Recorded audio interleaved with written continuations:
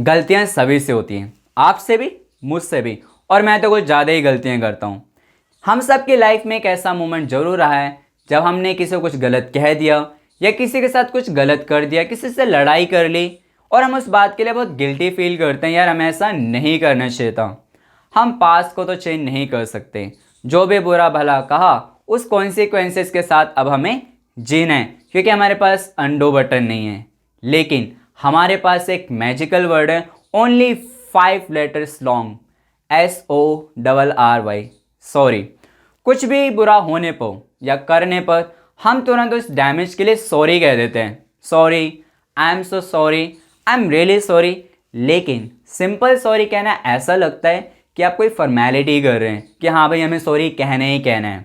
तो चलिए आज हम सीखेंगे 20 smart and polite English phrases to say sorry, और सॉरी कहने से आपका मान और बढ़ जाता है। तो चलिए शुरू करते हैं। अगर आप इस चैनल पर नए हैं, make sure you subscribe the channel and hit the bell icon. Let's get started.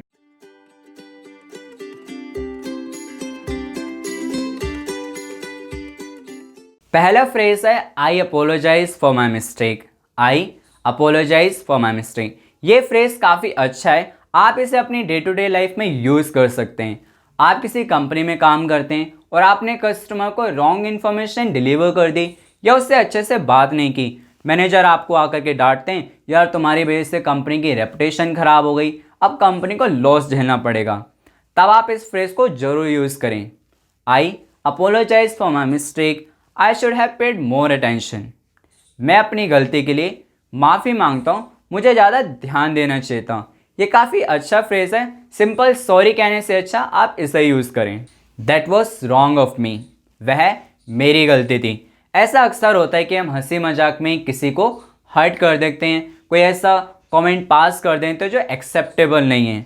तो ऐसे में आप इस फ्रेज को यूज़ करें, that was wrong of me, और सामने वाले को फिर से अच्छा फील कराएं।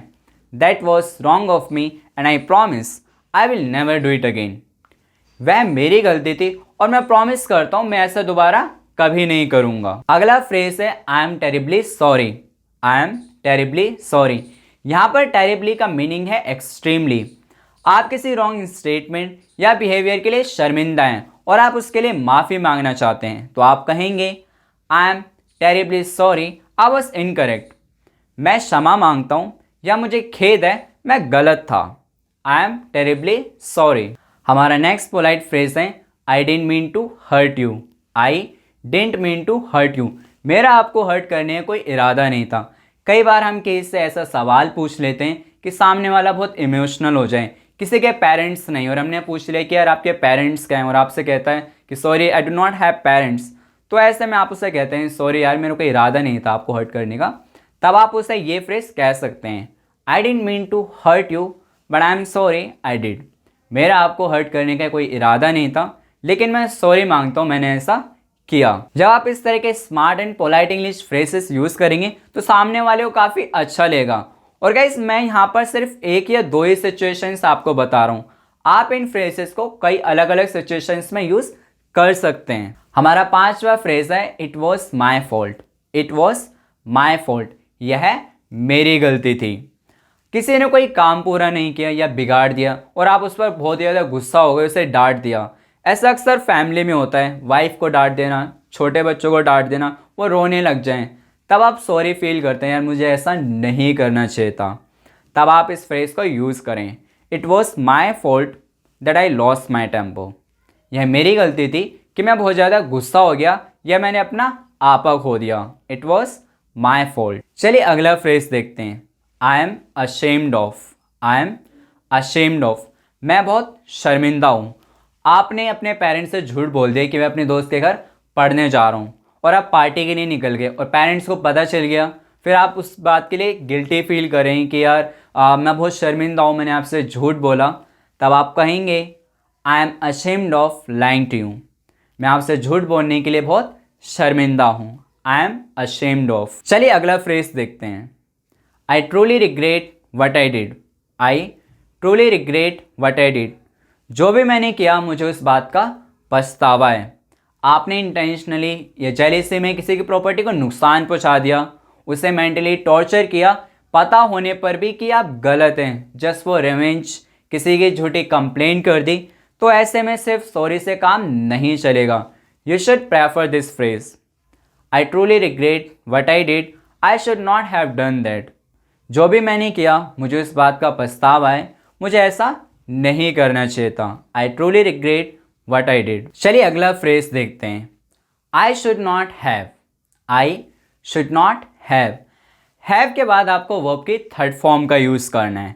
आई should not have done that या I should not have said that. मुझे ऐसा नहीं करना चाहिए था या मुझे ऐसा नहीं कहना चाहिए था। I am very sorry, I should not have hurt you. मुझे बहुत सॉरी है या मैं बहुत क्षमा मांगता हूँ, मुझे ऐसा नहीं करना चाहिए था या मुझे आपको हर्ट नहीं करना चाहिए था। हमारी सारी गलतियाँ बड़ी नहीं होती, कुछ गलतियाँ छोटी भी होती हैं, जैसे किसी की रिजर्व सीट पर बैठ जाना, किसी का नाम गलत प्रोनाउंस कर देना या किसी के पैर पर गलती से चढ़ जाना। लेकिन सॉरी तो बनता है, चाहे गलती छोटी हो या बड़ी हो। आप किसी के पैर पर गलती से चढ़ गए तो आप बोल रहे हैं oh sorry I didn't see you Dev, माफ़ कीजिएगा मैंने आपको देखा नहीं। ऐसा हमारी डे टू डे लाइफ में बहुत ही ज़्यादा होता है।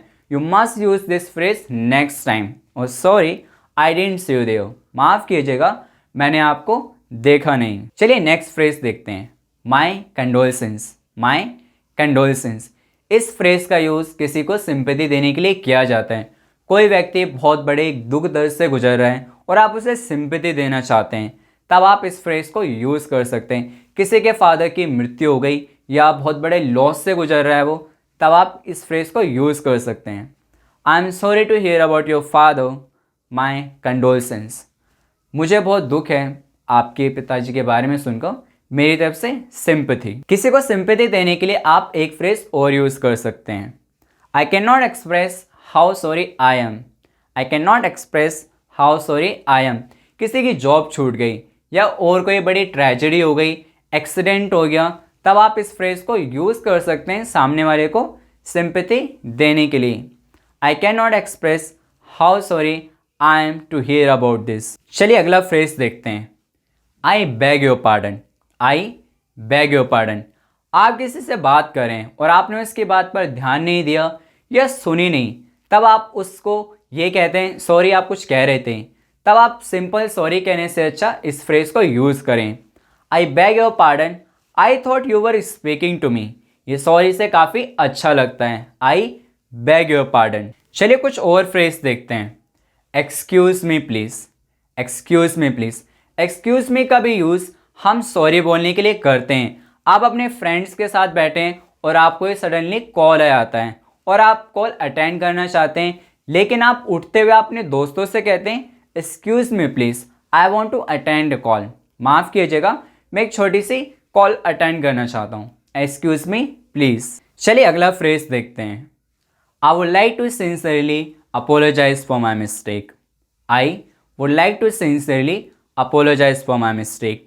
अगर आप किसी वर्क प्लेस या ऑफिशियल इन्वायरमेंट में काम करते हैं और आप किसी अपने बॉस या सीनियर या जूनियर पर्सन से सॉरी मांगना चाहते हैं, आपने कोई काम पूरा नहीं किया या रोज़ लेट आते हैं, तो ऐसी क्रूशियल सिचुएशन में आप इस फॉर्मल फ्रेज को यूज़ करें, I would like to sincerely apologize for my mistake. चलिए अगला फ्रेज देखते हैं, माई अपोलॉजीज।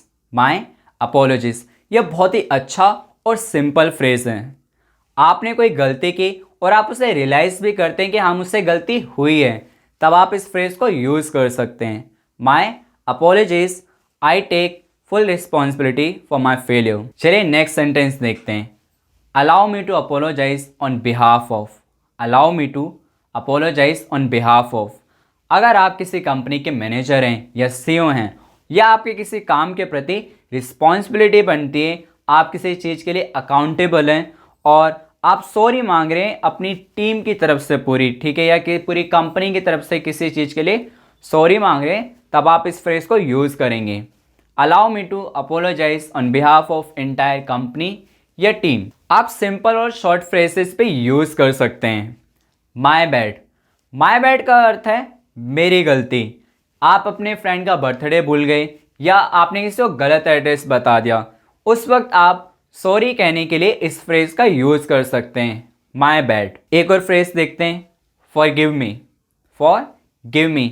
आपने किसी के साथ मिसबिहेव किया या किसी को कुछ गलत बोल दिया, तब आप क्षमा मांगने के लिए इस फ्रेज को यूज़ कर सकते हैं कि मुझे माफ़ कर दो, फॉरगिव मी। एक और शॉर्ट सेंटेंस देखते हैं, उप्स। उप्स का मतलब भी यही है कि आप किसी से सॉरी मांगना चाहते हैं। इसे अक्सर हम अपनी डेली लाइफ में बहुत यूज़ करते हैं, लेकिन ये बहुत इनफॉर्मल एक्सप्रेशन है। जैसे हम कहते हैं सॉरी मैं आपका नाम भूल गया, उप्स आई फॉरगॉट योर नेम। या आप ये कह सकते हैं आपने किसी का कॉफ़ी का मग तोड़ दिया, तो आप कह रहे हैं oops I broke your coffee mug, oops I broke your coffee mug. I hope आपको ये 20 smart and polite English phrases use करना आ गए होंगे कि हम कैसे अपनी डे टू डे लाइफ में या अपने वर्क प्लेस में किसी से कैसे माफ़ी मांग सकते हैं। आपको अपने 2 फेवरेट फ्रेजेस कमेंट सेक्शन में ज़रूर लिखने हैं, मैं आपका वहाँ वेट करूँगा।